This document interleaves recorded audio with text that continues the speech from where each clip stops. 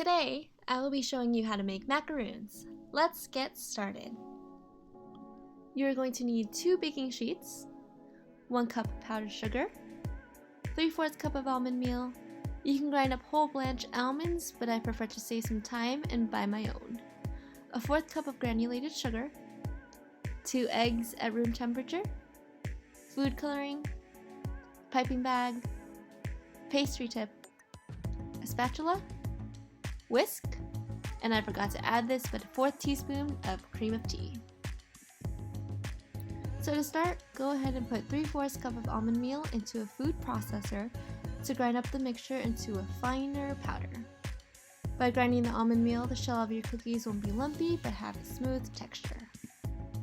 Once that is complete, go ahead and transfer the almond meal into a sifter.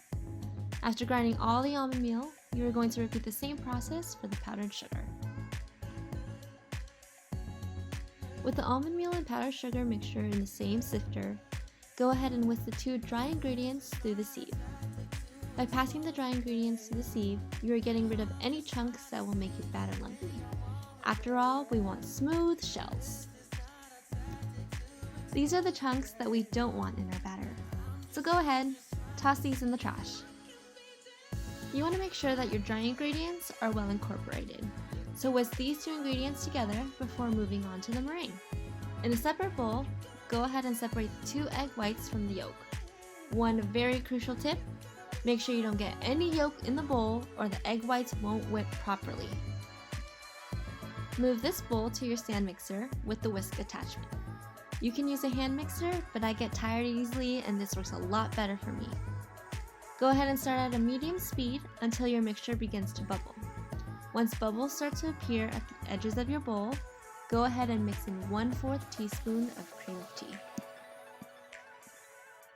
After a couple of minutes, the mixture should begin to look frothy. At this point, go ahead and slowly add in 1/4 cup of granulated sugar.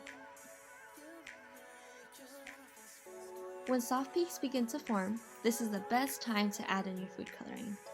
I like using gel by Wilton, but you can also use liquid food coloring if that's all you have.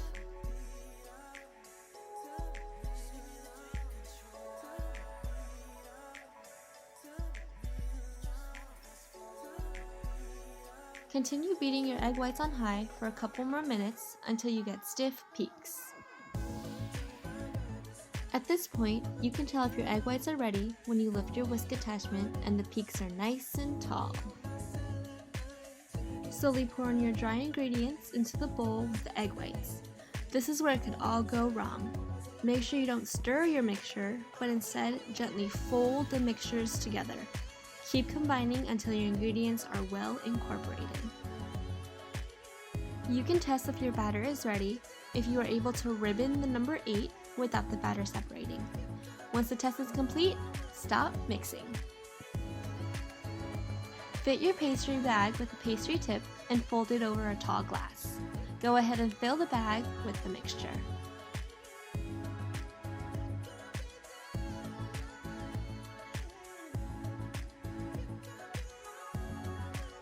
I prefer to use a macaroon template to make sure all my cookies come out the same size, but you can always freehand it. Place a silicone mat on top of the template and go ahead and pipe away. Once all the cookies have been piped, go ahead and bang your tray on the counter a couple of times. This releases any air bubbles in the batter and will prevent your shells from cracking and hollows. Rest these cookies for at least 20 minutes or when your cookies feel dry to the touch. See here? The batter no longer sticks to my finger. Finally, after all this time, I can finally bake these cookies. Preheat your oven to 250 degrees and bake your cookies for 15 minutes. You know your shells are done when you touch them and the feet no longer wiggle. Gently peel your shells off of the mat and pair them with a partner. You can fill your shells with anything you like. I'm a sucker for Nutella, so of course, Nutella. Pipe on one shell and sandwich with another.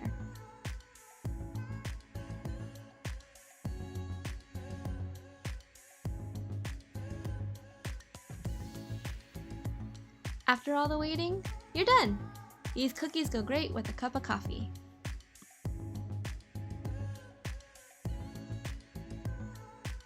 Thanks so much for watching. See you next time.